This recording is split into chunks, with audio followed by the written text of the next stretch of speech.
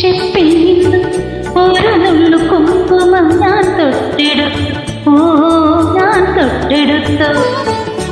പൊന്നിമണി ചെപ്പിൽ നിന്നും ഒരു നുള്ളു കുങ്കുമം ഞാൻ തൊട്ടെടുത്തു. ഓ ഞാൻ തൊട്ടെടുത്തു.